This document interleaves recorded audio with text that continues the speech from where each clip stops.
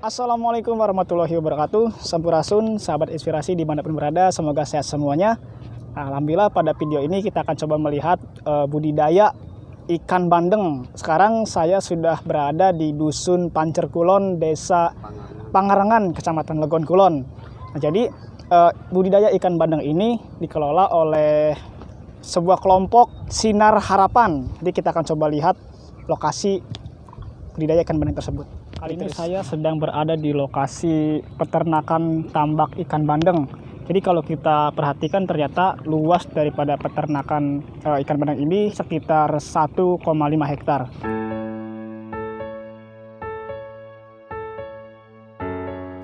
Budidaya ikan bandeng adalah satu mata pencarian sebagian besar masyarakat petambak di Desa Pangarengan, Kecamatan Legon Kulon, Kabupaten Subang. Ya, budidaya ikan bandeng ini terbukti menjanjikan. Sebab perputaran ekonomi warga sekitar bergantung pada penghasilan hasil panen ikan bandeng. Seperti Bapak Carta ini yang merupakan Ketua Pokdakan Sinar Harapan.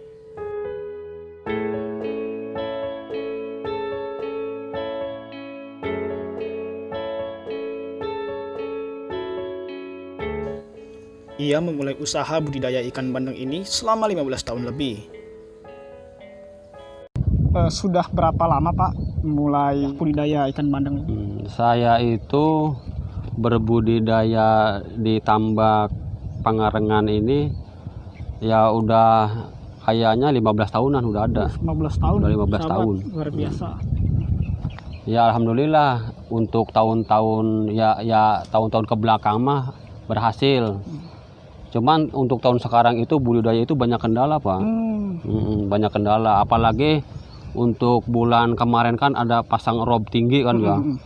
Nah itu wilayah Pangarengan itu ya terkena dampaknya semua itu banjir rob kemarin tuh.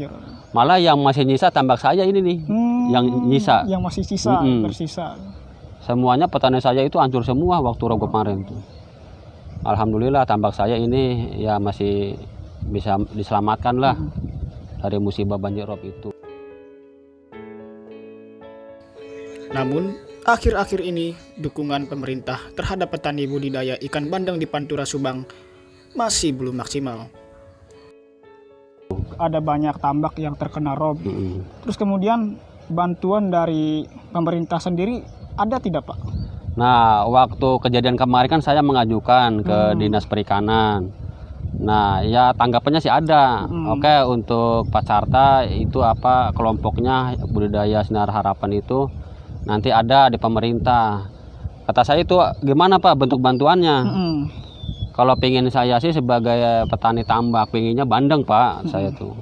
Ya udah nanti Pak Carta saya usahakan katanya kalau pengennya bandeng. Nah, terus bantuan tersebut begitu turun itu nggak sesuai harapan saya Pak. Itu kenapa? Kenapa nggak sesuai harapan? Nah, nggak sesuainya gini, pas saya ngajuin kan kalau di sini kan airnya kan air apa payau ya, payau. Maksudnya air payau itu? Air asin. Oh, air asin. Air asin. Nah, pas pemerintah itu ngasih bantuannya aku bukan bandeng, ngasih bantuannya itu udang windu. Udang windu. Nah, bagi petani di saya di sini nggak cocok Pak itu udang windu tuh. Soalnya areal Pangarengan itu kebanyakan tanamnya bandeng, kebanyakan tuh.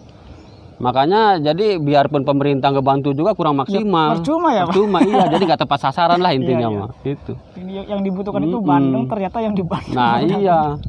Oh iya. Apalagi apa kelompok-kelompok tambak yang lainnya Pak? Iya. Mungkin bantuan-bantuannya kayaknya kurang maksimal, kurang tepat lah intinya. Ya. Bantuan yang tidak tepat sasaran inilah yang masih menjadi persoalan. Kelompok saya kan pernah dapat bantuan di pemerintah itu 2 kali, bantuan itu nggak tepat. Pertama bantuan bibit kakap, itu juga kurang tepat sasaran. Nah ini yang kedua udang windu ya begitu lagi kurang tepat.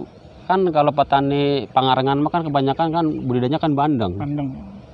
Nah seharusnya pemerintah itu harus tepat lah. Jangan sampai meliharanya bandeng dikasihnya bukan bandeng kan itu kan nggak cocok. Iya, gitu. Itu udah 2 kali ya Pak? Udah 2 kali itu gagal kan bisa belajar seperti itu. Kata saya itu. Kalau perawatannya itu seperti apa Pak? budidaya ikan bandeng Nah, seperti kalau di kelompok saya, di kelompok budidaya Sinar Harapan Desa Pangarengan.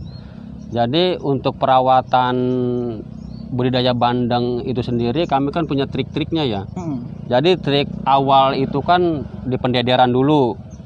Nah, di pendederan itu kan nener kan masuk di pendederan. Nah, dalam 20 hari di pendederan itu nanti masuk ke kolam kedua. Nah, di kolam kedua itu nanti 2 bulan lah, taruh 2 bulan di situ. Nanti ada kolam ketiga. Nah, di kolam ketiga itu pembesaran. Di pembesaran, kalau toh ada pakan alaminya ya kita biarin pakan alami gitu. Nah, kalau pakan alaminya nggak ada ya kita tambahin pakan buatan gitu sampai full waktu panen. Nah, begitu. Jadi nggak untuk bisa langsung langsung tebar di petakan tebar, pembesaran nggak gitu. bisa ya, Pak? Enggak, soalnya kan banyak tadi ada predator kayak ular, iya. kayak apa burung gitu. Jadi kalau di pembesarannya udah umur 2 bulan itu udah kuat gitu. Untuk menekan apa FCR atau apa tuh supaya FCR-nya bagus kan harus betul-betul Itu saya nggak ngerti. harus betul-betul bagus pemeliharaannya. Nih sahabat, kita akan coba Mengetes. tes tangkap ikan-ikan bandeng di empang Bapak siapa? Bapak Carta nih. Yuk, bisa sahabat lihat. Kita pakai jala nih. Iya, kita kejar. Jangan kalian, udah bertemu. Sayum, oh. Oh.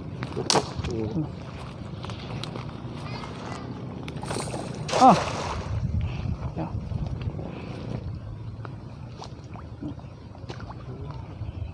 Oh, wis mantap itu.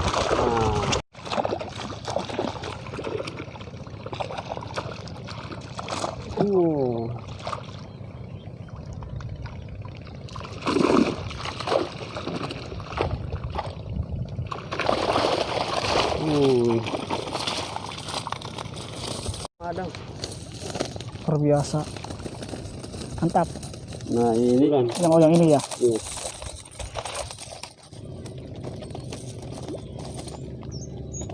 Ikannya gemuk-gemuk. Seperti pada subur-subur nih bandengnya nih.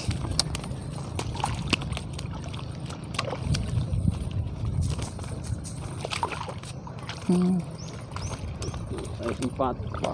Bisa dilihat sahabat.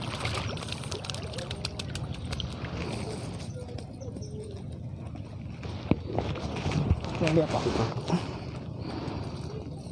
Ini cocoknya dijadiin olahan apa kira-kira Pak? Presto. Presto. Kalau di Pangarengan sendiri ada olahan itu gak Pak? Yang khusus gitu khas? Ada olahan pindang. Oh pindang. Cuman kalau pindang mah kebanyakan ikan segini. Segini untuk pindang. Segini ukuran untuk pindang. Pindang itu ya. Udah cukup. Kalau kesulitannya itu apa saja Pak dalam Nah, perawatan? kesulitannya itu kan untuk sekarang itu kan lagi posisi pilot begini ya. Jadi sekarang itu tanahnya tuh nggak subur. Jadi harus pakai penggemukan. Kalau pakan alaminya nggak ada harus pakai pakan gitu. Terus keluhan bibitnya itu sekarang nggak kayak yang dulu. Jadi apa bibitnya itu kalau dulu mah 2 bulan itu ikan udah bisa 2 jari gitu ya. Sekarang mah 2 bulan paling ramon. Jadi nggak maksimal gitu. Nggak maksimal dari entah itu dari pengaruh bibit, entah itu dari pengaruh alam gitu. Saya juga belum memahami tuh gejala ikan begitu tuh. Makanya saya tolong ke pemerintah itu kan kalau ada insinyurnya gitu, tolonglah. Ini kesulitan petani bisanya ikan nggak maksimal ukurannya itu apa kendalanya gitu. Mesti ada penelitian yang soalnya saya makan petani biasa nggak tahu lah penyakit ikan itu apa. Terus keluhan ikan nggak mau makan itu harus gimana. Nah, saya belum menguasai masalah itu gitu. Meskipun begitu, hasil ikan bandeng Pangarengan ini sangat berkualitas. Jadi untuk ikan bandeng di Desa Pangarengan ini kualitasnya itu bagus dibandingkan sama bandeng-bandeng kayak yang di apa di air kayak yang di air tawar ya. Air tawar itu beda soalnya kalau di Pangarengan itu biarpun bandeng pres diangkat itu tahan nyampe 6 jam nggak busuk. 6 jam itu nggak busuk, terus rasanya juga enak, gurih. Soalnya apa, nggak ada air tawarnya, selalu air asin. Bagus itu. Terus untuk peningkatan ekonomi pembudidaya juga, kalau musimnya bagus itu ada peningkatan ekonomi gitu. Jadi bisa ngangkat ekonomi lah, bisa penghasilan per hektar bisa nyampe 10 juta gitu, 15 juta bisa per hektar tuh. Jadi lumayan lah, kayak orang kampung mah daripada kan kerja di pabrik nggak bisa, ya kita mah tani aja lah. Yang penting apa yang ada di daerah kita kembangkan lah gitu. Makanya saya alhamdulillah di sini bisa membimbing petani-petani yang ada di Pangarengan. Dengan adanya kelompok pembudidaya Sinar Harapan ini, alhamdulillah jadi petani di Pangarengan itu bisa terangkat lah ekonominya. Yang tadinya selalu tradisional gitu, sekarang kan bisa pakai penggemukan, bisa pakai pakan. Nah, jadi kan makin kesana itu ekonomi masyarakat itu makin ada peningkatan gitu. Untuk panen bandeng ini, kalau dulu mah kalau bibitnya bagus itu kan bisa 4 bulan panen. Nah sekarang itu nggak bisa. Sekarang itu maksimal itu harus 6 bulan 5 bulan. Itu pun cuman saiz berapa ya, kalau 5 bulan itu saiz 4 ke 6 lah, 4 ke 6, 4 ke 8. Malah rata-rata kalau yang nanamnya banyak itu cuman 5 bulan aja saiznya itu 6 sampai 10.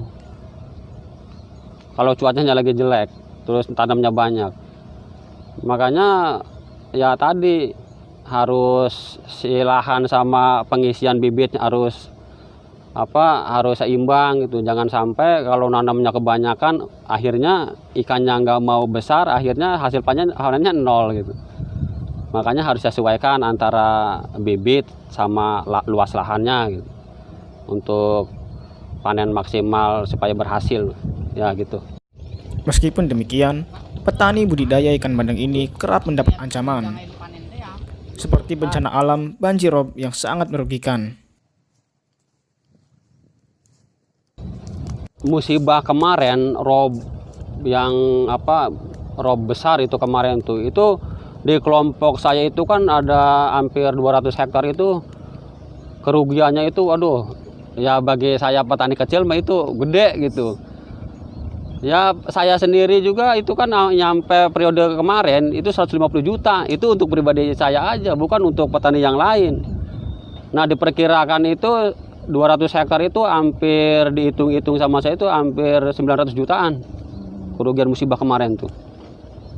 Itu ikan mau siap panen semua Pak. Berhubung tadinya kan kena corona ini kan ya, ikan harganya masih murah jadi ditahan. Akhirnya pas ditahan itu kan akhirnya musibah datang. Aturan bisa dipanen bubar semua, itu dilalap sama Menteri Pengairan. Ya gitu. Harapan saya sebagai pengurus Pokdakan Sinar Harapan Desa Pangarengan, kedepannya mudah-mudahan kayak pemerintah tolonglah perhatikan pembudidaya di sekitar Subang lah, terutama di daerah Pantura gitu, yang kebanyakan pembudidaya bandeng. Soalnya kan pembudidaya bandeng ini kan untuk menopang ketahanan pangan lah bagi di kota-kota kan, intinya kan dari kampung penghasilan pangannya itu. Tolong apabila kayak pembudidaya bandeng itu ada kesulitan, entah itu permodalan, entah itu tekniknya harus gimana, tolonglah kayak pemerintah itu harus ada sosialisasi ke kelompok-kelompok binaan yang ada di intinya Pantura lah gitu, kelompok-kelompok di Pantura. Gitu aja. Nah, itu biasanya kalau dipanen itu harganya 20.000 per kilo. 20.000, malah kalau nyampe harga lagi bagus menyampe harga 25 kalau dipanen. Ini biasanya didistribusikan kemana aja Pak? Nah, untuk di wilayah Pangarengan ini hasil bandengnya itu kan kebanyakan permintaan pasarnya itu dari Bandung, Majalengka, terus Jakarta, Serang, Banten. Udah menjelajah ke pasar Pak untuk pemasaran bandeng di Pangarengan ini. Ternyata luar biasa sahabat, bukan hanya di Subang saja. Saya baru Iya. tahu beneran nih. Malah Luar ini biasa. ada terobosan baru, permintaan dari Tegal Jawa Tengah juga udah mulai masuk ini. Luar biasa. Tegal Jawa Tengah, Brebes udah mulai masuk. Soalnya keunggulannya tadi, jadi kalau bandeng di Pangalengan ini selalu airnya air asin, jadi bisa tahan lama gitu. Bisa tahan lama, bisa 6 jam nggak dipakai es juga nggak busuk. Kelebihannya itu, makanya banyak permintaan pasar. Luar biasa sahabat.